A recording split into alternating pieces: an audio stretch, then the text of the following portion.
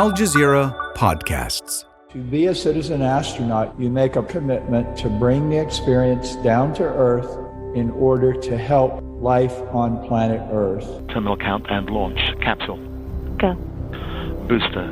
Go. Safety. Go. Go for launch. T-minus 10, 9, 8, 7, 6. Are you going to space? I'm going to space. Yeah! Wow! 5, 4. Command engine start. Oh God. I don't even have words for this. Never thought that this would happen. But it certainly did.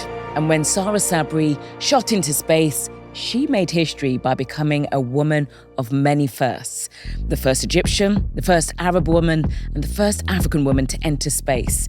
It's an incredible run of accomplishments. And at only 31 years old, she's just getting started. I'm Samantha Johnson, and this is Now You Know, a new series from Al Jazeera dedicated to amplifying women's voices, stories, and at times some pretty uncomfortable topics. This is a safe space where we go all in. So by the end of each episode, you can say, now I know.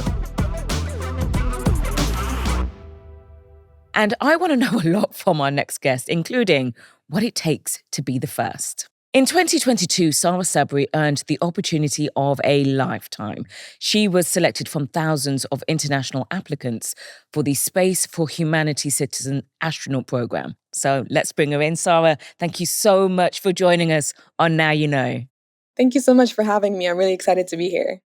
Okay, first of all, tell us what it was like when you know you were going to be shot into space, hearing that countdown. Like, what were you feeling? The countdown is one of the things that stays with you forever. And every time you think about the countdown, you feel the same feelings again. And it's a feeling that's not comparable to any other, because you're counting down the seconds of a rocket that's going to be going through a sort of controlled explosion and just launching you into space. And you're going to be leaving Earth for the very first time. And nothing really prepares you for that psychologically. What was the experience like entering space for the first time? I mean, what was it like seeing Earth? It's really life-changing. The only thing telling you you're in space are the change in colors. So when I was sitting on that rocket and we were launching and the ground is moving far and far away super fast, and until you just don't see it in a matter of, seconds. We launched during the day. So the sky went from light blue to darker blue to purple and then black. Oh. And that's the only thing, it's the only visual cue telling you that you're in space. It's just seeing this blackness for the first time. And that kind of just messes up with your brain a little bit, where that was it. Space is this close. It only took me 4 minutes to reach space. What? 4 minutes? Yes. It's really close, and we don't really think about it. We don't think the when you look up at the sky, you think it's so big, it's so limitless, but it's really not. And we always think that Earth and space are so two separate things, that we're so far away from one another. But then when you look towards Earth, when you're in space, and you see how small it is and how uniform it is, there are no borders on the map. There are no lines. There's nothing. It's just homogeneous, and you see how fragile it is. When I came back from space, it was actually really hard to leave space. It was really, really hard. And I felt someone was ripping me away from where I was meant to be. And I couldn't understand why it felt like that. When you're somewhere and it's so peaceful and you're seeing the universe with your own eyes, you're seeing this blackness with your own eyes, you're seeing Earth from the outside. You feel this sense of connection with the universe that I had never felt before.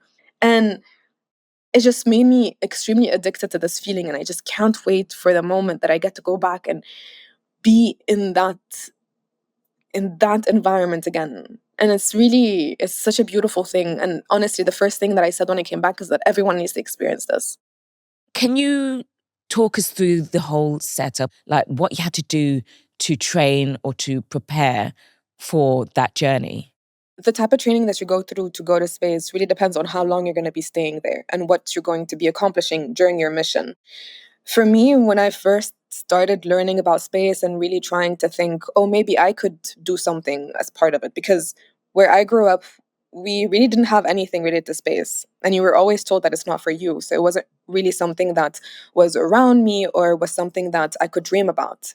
So when I moved and when I started learning about astrophysics, and I realized that, oh, maybe there's something that I could do about, just because the goal for me was helping humanity become multiplanetary. And when I made that realization, I started training myself just privately. So did an analog mission, which is a simulation of a mission on the moon. I did that, and I did several other types of trainings that's, compare to the NASA astronaut training. And so I just was preparing myself for the maximum duration of missions. For this mission with Blue Origin, we had 5 days of really, really intense training on the astronaut training, facilities at the astronaut village. And that was basically simulating on a replica of the capsule, doing all of the different scenarios that could happen. I was responsible for specific emergency scenarios because I was the most prepared, because I had done my private training beforehand. And I was the youngest also out of the crew. And so the type of training that we did for the suborbital missions and why they're so short in terms of it only requires days to train for a space mission is that they're trying to make it more accessible, which is a beautiful, beautiful thing. Because if it wasn't for the increase in access to space, which is continuously happening right now, people like me would never be able to go. And for me, this was definitely, just a huge, huge milestone. And the training is really, really diverse, and it's both physical and psychological. The psychological part is one that is not talked about the most, but it's the most important one, I feel, because physically, you can train, right? Like physically, you can really do all the hard things. And my background also, I used to be a yoga instructor and a CrossFit coach, so I'm really understanding of how you can really push your You're aware of your yourself body. physically. You know what your body can do. So the physical part it's definitely difficult at that moment, but it's trainable. So the psychological part is something that I think is not really talked about enough, but it's really something that allows you to be present in the moment the most, really allow yourself to take in the experience and really be able to use it. You have to be so accepting of death. You have to be accepting of a lot of things. That was really telling what you just said there. Like, if you do something like this, you have to be accepting of death. So that's changed your outlook on life as a whole, would you say? Yeah. Yeah, I really think so, honestly. And also about fear, because it's really related to that, right? And I definitely don't look at fear the same way as I used to. How did you look at it before and how do you look at it now? I used to feel the fear a lot stronger, a lot more intensely than I do now. Because now it feels like, well, it's going to pass. You can really so easily control how you feel. And that's the beautiful thing, that we're so capable, we have so much control over how we feel and how we think. And you can really regulate the hormones in your body. You can really regulate your blood pressure just by your psychological thinking, the way you think about things. I still get definitely moments of, anxiety and everything, like just like everyone else. But but definitely you do learn these like tools and techniques to control them, and you do become better at them the more that you do them. And it's something that literally everyone can do. Children can do this. Can you take us way back and tell us who little Sara was and what dreams she had? And did she ever believe that she would be where she is today? When I was growing up, I always felt like an outsider, kind of. I always felt like the weird one. I never really fit in. And I never really felt like, and also as a teenager, and even when you're younger than that, you always feel like, I need to be fitting in. Like, why am I not fitting in? Why am I so weird? And then I think once you click and you embrace your weirdness, and you think, well, I am who I am, you still have those feelings, but it's just, I always felt like I had to put out that image of, no, but I'm fine with who I am, but I wasn't really fine with who I am. And I think a lot of people go through that, and it's just as a child, you're developing, you're learning new things, and it's really something that I think a lot of us go through. And for me, I just never really felt like I fit in anywhere. I never really saw myself in anything that was around me. And it was just kind of, I always thought that like maybe there's something wrong with me, you know? Why can't you just be normal? And I would get asked that But question all define the time. normal. What's normal? Exactly. What is normal? And I think it's just the whatever is like around you. It's just to be kind of similar to whatever is around you. People always wanted to change me, always they wanted to calm me down a little bit. Who wanted to change you? Like friends, school, and you grew up in Cairo, correct? Yeah, I was born in Saudi and I moved when I was 7 to Egypt, and then I grew up in Egypt in Cairo. But that would have been difficult as well, just moving around, and again, you're trying to find yourself. Honestly, like the part where people were wanted me to just be normal, and I get why that was, and I don't blame anyone for it, because if you have someone who's just, you know, kind of like a little bit in their heads all the time, just like dreaming all the time, and you know, even in class when I was really young, if I didn't really want to do something that just because someone told me to do it, for instance, and like if I was if I had a That's resilience. That's you. That's showing that, you know what, you're actually thinking about it. Like, no, I'm not going to do what you tell me to do unless there's a very good reason.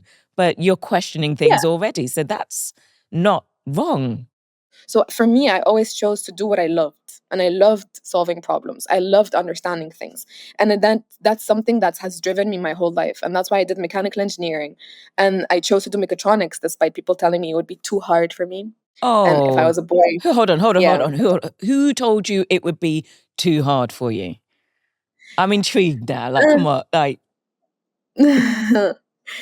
yeah, close people. But it's okay. And I get that. And I get people's intentions towards it. As you go older, as you become, you know, a little bit more aware of why people do things, I understand more now, and I'm not as upset about it, you know?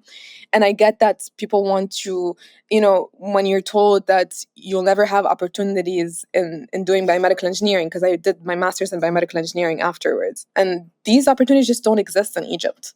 So I get why they would say that. And it's not that I excuse them for it, just because, well, for me, like I mean, I knew that I would do it anyway, and I did it. But it's still, I think you should always give your kids the benefit of the doubt. You know, things do happen, and dreams do become true. And unless you are dreaming about the big things, unless you're trying to innovate, the world would not have moved forward at all. And I think we tend to doubt ourselves a little bit more, and especially from the Middle East and from North Africa and from around Africa even. It's really something that we tend to doubt ourselves a little bit more, and we always think that side of the world, those are the ones that are innovating. You know, it's not us. When in reality, that's not true. We have had incredible people. We've had amazing people that are revolutionizing so many different fields, and they've had to leave their countries in order to do them. But they are from this continent and this region. So I think instead of pushing them away, which honestly, it has pushed me away too. You know, I did my master's abroad. I'm working abroad, like I'm doing everything abroad now, but I am coming back to Egypt and doing things in Egypt now because I care and because I know that it's possible. But I totally understand being driven away, like if we're going to be completely honest here. And I do understand brain drain. but I think what's admirable is the fact that you are going back to Egypt, and you're inspiring next generation. You're educating as well. You're showing people that it can be done because you've just done it. You made a very interesting quote, just to follow off from what you've just said. Very few opportunities exist if you're not from the West. And you're now proving the opposite. Like, no, I'm creating those opportunities, and I'm not from the West. Definitely, honestly, and we're seeing it more and more. Honestly, it's definitely not an easy thing. How I really like to see this is that I break all the problems as if they're engineering problems. And if you take the definition of an innovation, it's really trying to change something that's already been established, right? And if you break down that definition of trying to change something that's already been established, you can definitely just draw from that you're going to face resistance. And if you already expect resistance because you are trying to change something that's already been established, you count that into the equation. And counting that into equation helps you prepare both mentally and also, you know, practically. to really, if you're going to want to change something, if you want to innovate, you're going to find resistance. So you expect that, you take that into account, and you kind of move forward with it. And that kind of changes the way you think a little bit, because then rejections don't really, mean the same. Rejections are always hard, and I've gotten hundreds of them in my life. So it's not like it's How did you overcome those rejections, though? You just keep going. You just do it again. You're upset for the day, and you just kind of just believe and just do it again.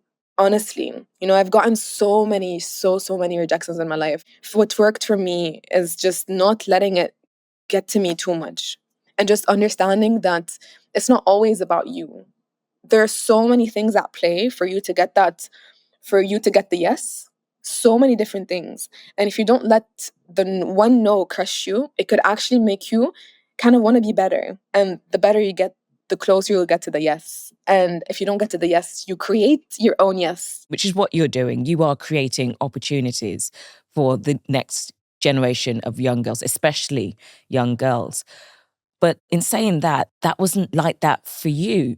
Talk to me about your company, Deep Space Initiative, and why it was important for you to create this. So DSI is a nonprofit, and what we do is we're increasing access to opportunities in the space field. So we have a research department, an education department, and a legal department. And what they do is we have opportunities for research for everyone around the world. Because of the lack of opportunities that I faced when I was wanting to get involved in the space field, it really pushed me to think I might not be the only one who was going through this. And I'm definitely not the only one who's going through this. And when I said those two sentences, I started asking people then. I met a few people that were internationals trying to work in the field as well. And I saw how incredible researchers they were, and we would collaborate online after work. I was working a full-time job back then. I would wake up really, really early, do some research, work 8 hours, and then have meetings in the evenings with people because I was working with people from the US. So I had really, really long days. And then I noticed more and more that people are wanting to do research. They want to collaborate. They just don't have a platform where they can collaborate and get support.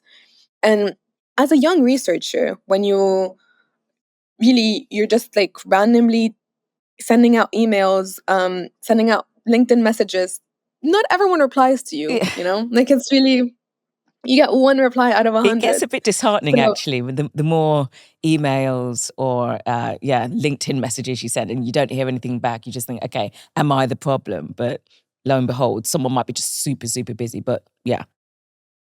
Yeah. And it's exactly that. And that's very understandable, right? So looking for mentorship, looking for a research supervisor, if you're still starting off in the field, is really difficult. So knowing that, and then after speaking to some researchers, and after I started working with Jennifer Fogarty, she used to be chief scientist at NASA for 14 years. She's the first woman who believed in me. Every time we would have a call, we would go overtime by 2 hours. We would talk all the time. And then she became my partner at DSI. She's currently the CTO. And I think her belief in me helped so much in everything. By speaking to more and more mentors, by speaking to people who are extremely experienced, maybe retiring, people who have 20 years of experience, what are they going to do with this knowledge? And then you tend to, when you have these conversations with them, they always tell you they want to pass it on. So that's something they have always wanted to. But again, they don't have that platform where they can easily do that. So I was thinking, but you have all of these incredible, very experienced people who want to pass down their knowledge, but don't know how. And then you have people that are so wanting to absorb this knowledge, but they don't know how. And then you just combine the two. So it's like matchmaking almost. And then you create those opportunities. And it's really something that we do at DSI very, very well. And so we do our best to accommodate as many applicants as we can. We're really trying to provide more and more opportunities every year. And how are you making it accessible to, let's say, young girls in, say, a working class or a lower economic threshold? So our research program is for free. So how it happens is that we have a selection system that is very unbiased. We don't look at the names or anything else. And as long as it's a point system, and as long as you pass the threshold, then you go through the second round of selection. And it's really a very unbiased method to do everything. we have more and more applicants that are women throughout the years. We have a lot more applicants from around Africa, actually, more and more recently, a lot more from Egypt as well. Are you the only person doing something like this with this initiative? Or have you found that there are other companies that are willing to make it more accessible and in fact democratize the space, if that makes sense? There's a lot of companies trying that have a goal to democratize access to space. So, for instance, Space for Humanity, their goal was to democratize access to space by sending people like me. We're only 2 citizen astronauts so far. Katia, she was the first Mexican-born woman to go to space, and then there was me. Hopefully, we'll have a lot more. Wow.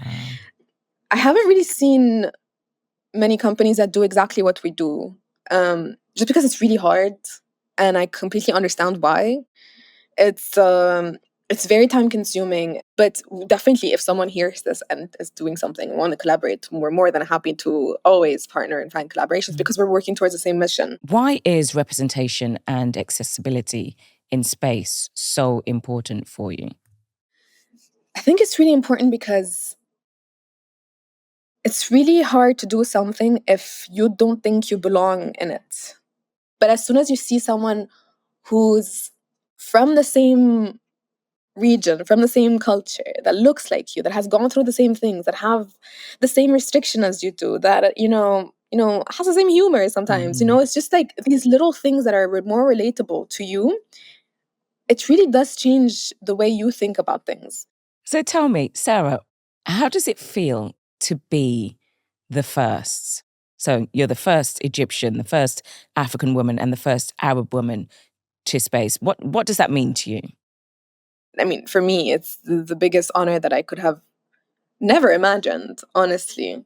And definitely I'm extremely grateful for being put in that position, but I don't take it lightly. Your family must be so proud of you. They are. They are.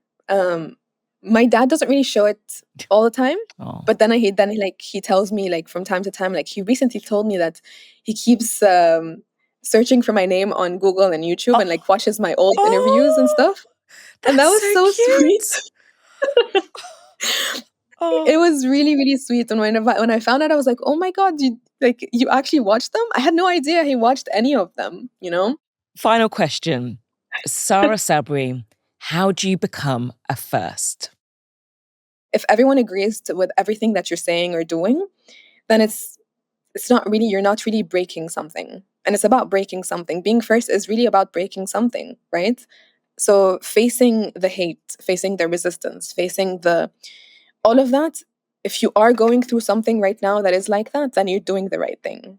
And it's just about sticking with your gut, really listening to your gut instinct and trusting that it has led you to that moment right now, and it's going to continue leading you, and it's not going to fail you. And just continue trusting your gut. And the more you trust it, the more you strengthen it, and the more it's going to lead to bigger things. And yeah. Sara Sabry, trailblazer in every sense of the word. Thank you so much for joining us on Now You Know. I appreciate you giving your time. Thank you. Thank you so much. I really enjoyed it. Thank you so much. So now you know what it takes to be a first. Now, Sara is clearly a woman of many firsts, but you know what? She could have easily sat back and lived off the glory and accolades of making history, but she didn't. She's using her experience, power, and influence to make sure all young girls behind her have the chance to climb that ladder, because to her, representation and accessibility matter. A huge thank you to Sara Sabry, and again, a special thank you for you for listening and watching Now You Know.